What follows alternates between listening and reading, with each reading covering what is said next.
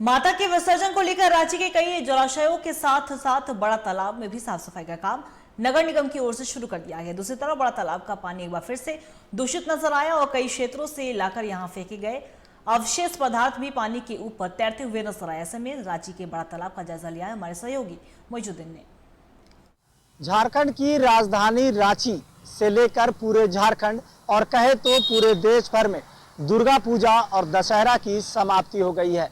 अब लोग दिवाली और धनतेरस की तैयारियों में जुट गए हैं। ऐसे में दुर्गा पूजा और दशहरा के बाद लोग विसर्जन की तैयारियां भी कर रहे हैं, लेकिन इन तैयारियों के बीच रांची के विभिन्न जलाशयों का क्या कुछ हाल है, ये हम आपको दिखाने वाले हैं।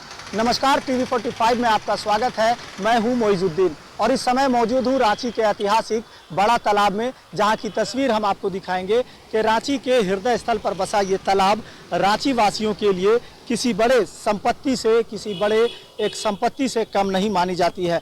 खास करके ये एक धरोहर भी मानी जाती है, वो इसलिए भी कि करीब 175 वर्ष पुराना ये तालाब है और इस वजह से ये ऐतिहासिक भी कही जाती है।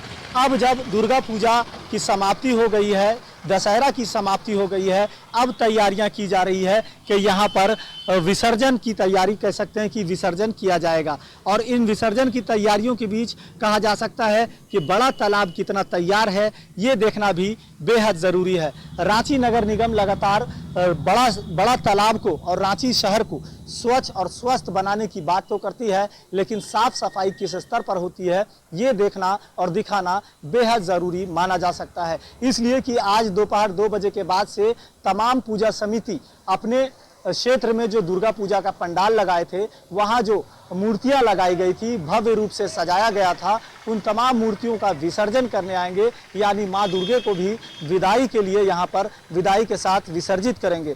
साफ सफाई के लिए भी कर्मचारियों को लगाया गया है जो यहाँ मौजूद हैं। रांची नगर निगम से लोग हैं, इन लोगों से भी बात करना चाहेंगे। तो अभी 25-26 जन है। 25-26 जन है। कितने बजे से विसर्जन का ये कार्यक्रम होगा यहाँ? शाम को होता है 2-2:30 बजे 3 बजे के बाद से ना, तो तब तक हो जाएगा ये साफ सफाई? हाँ, क्लियर हो जाएगा। अच्छा, आपको बता रहे थे रांची बड़ा तालाब की इतिहास को, तो ये करीब 175 वर्ष पुराना तालाब है, जहां पर लोग अपने श्राद्ध कर्म के लिए इस पानी का इस्तेमाल किया करते थे। और यहाँ पर एक घाट हुआ करता था जहाँ पर शुद्धिकरण, आत्मा की शुद्धिकरण की जाती थी।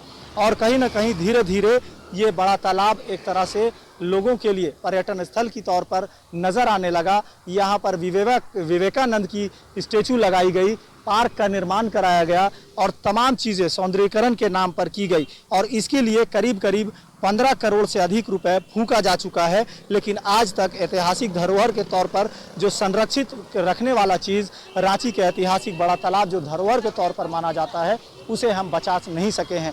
ज़रूरी है कि इस बड़ा तालाब के अस्तित्व को बचाने के लिए हमें और कारगर उपाय सोचने की ज़रूरत है, ताकि रांची वासियों के लिए, झारखंड वासियों के लिए ये ऐतिहासिक धरोहर को बचाया जा।